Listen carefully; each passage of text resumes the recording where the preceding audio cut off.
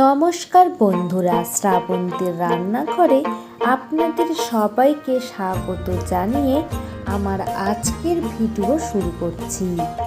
আশা করছি আপনারা সবাই ভালো আছেন। আজ আমি আপনাদেরকে পনিরের একটি দারুণ রেসিপি শেয়ার করব। নিরামিষ দিনে যদি এটা বানিয়ে খান তাহলে খুবই ভালো লাগবে। চলুন শুরু করা যাক।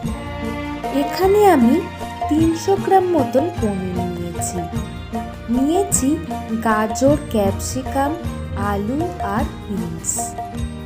আর নিয়েছি টমেটো কুচি, আদা কুচি, চিনেবাদাম আর পোস্ত। নিয়েছি 1 বাটি দুধ। এখানে আমি গাজর, আলু, বিনস, ক্যাপসিকাম সমস্ত কিছু ভালোভাবে কেটে নিয়েছি। এবার মশলাটা পেস্ট করে নেব। নিয়েছি টমেটো, আদা, বাদাম আর পোস্ত।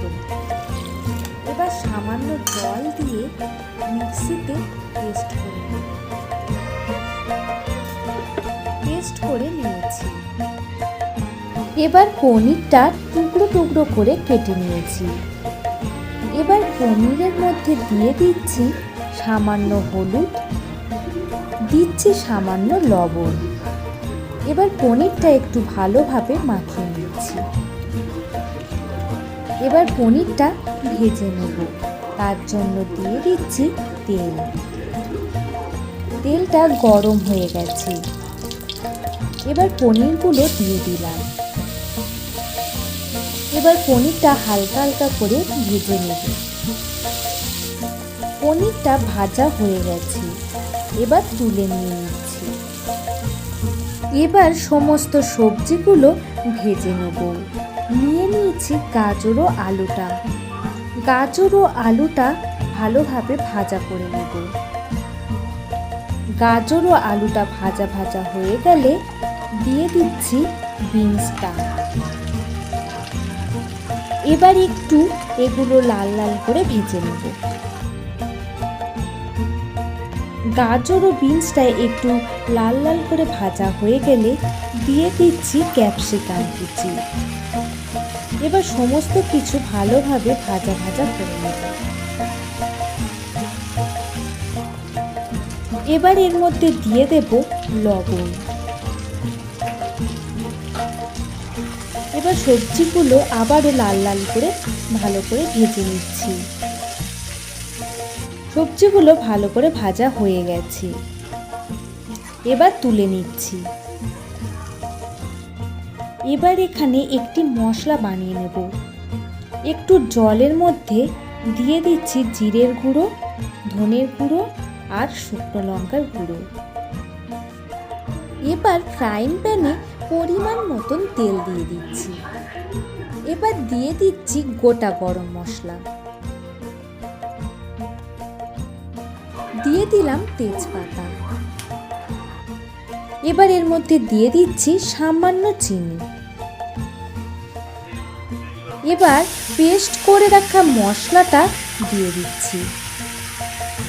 এবার মশলাটা ভালোভাবে কষিয়ে নেব। এবার যে মশলাটা গুলে রেখেছিলাম সেটা দিয়ে দিলাম। এবার মশলাটা ভালোভাবে নেড়ে নিচ্ছি যতক্ষণ না তেল ছাড়ে।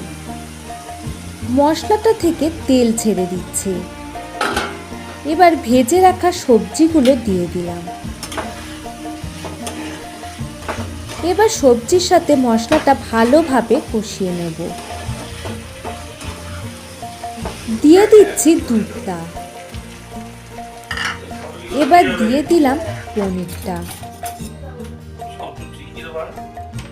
এবার সব কিছু দিয়ে দিলাম লবণ।